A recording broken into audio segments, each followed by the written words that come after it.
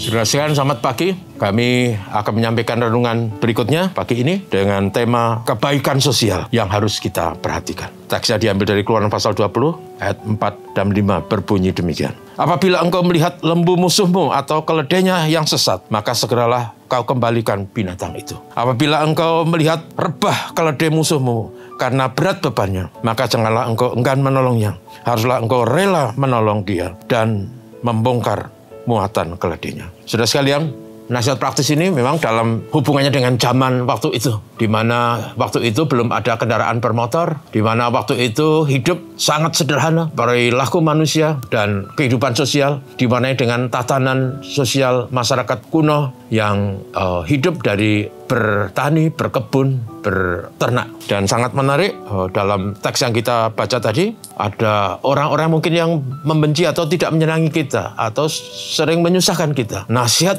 dari firman Tuhan supaya sebagai orang percaya, sebagai anak Tuhan, kita tetap harus berbuat kebaikan, bahkan kepada orang yang tidak menyenangi kita.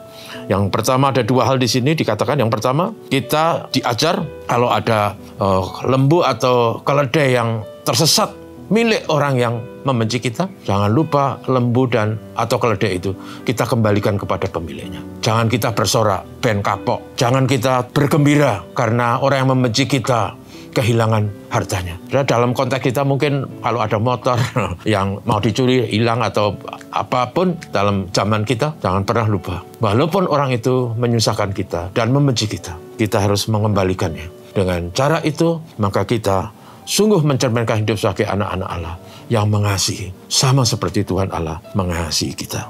Kemudian yang kedua, ini sangat menarik karena kalau ada seekor keledai milik orang yang membenci kita dan keledainya itu terseok-seok dengan beban yang sangat berat, bahkan terperosok dan sampai terjatuh. Saudara, kata firman Tuhan supaya kita harus menolong, mengangkat beban dari keledai itu supaya keledai itu bisa berdiri. Kita harus menolong walaupun keledai dan barang itu milik orang yang membenci kita. Adalah panggilan kita. Pertama, orang yang tidak suka dan membenci kita, maka harus kita kasih karena dia adalah sesama kita. Kata Tuhan Yesus, kasihilah sama manusia seperti dirimu sendiri. Lalu yang kedua juga saya merasa sangat baik. Kalau keledai itu juga binatang yang layak dikasihi juga ya. Jangan sampai keledai begitu menderita lalu kita tidak peduli. Keledai juga harus ditolong. Ini sekali lagi dalam hubungannya dengan zaman itu, di mana kendaraannya itu adalah binatang. Sekarang zaman kita, kendaraannya sangat berbeda. Namun prinsipnya sama. Kalau ada sesuatu yang merugikan, yang akan dialami oleh orang yang tidak senang kepada kita, yang membenci kita, yang menyusahkan kita,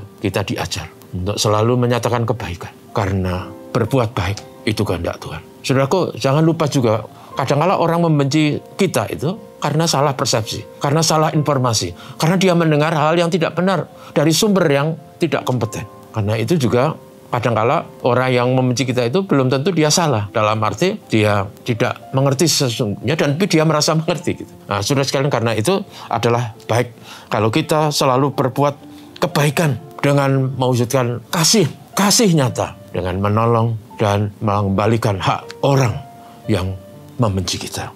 Saudara, mengapa? Karena kasih itu berasal dari Allah dan kasih itu ada dalam hidup kita.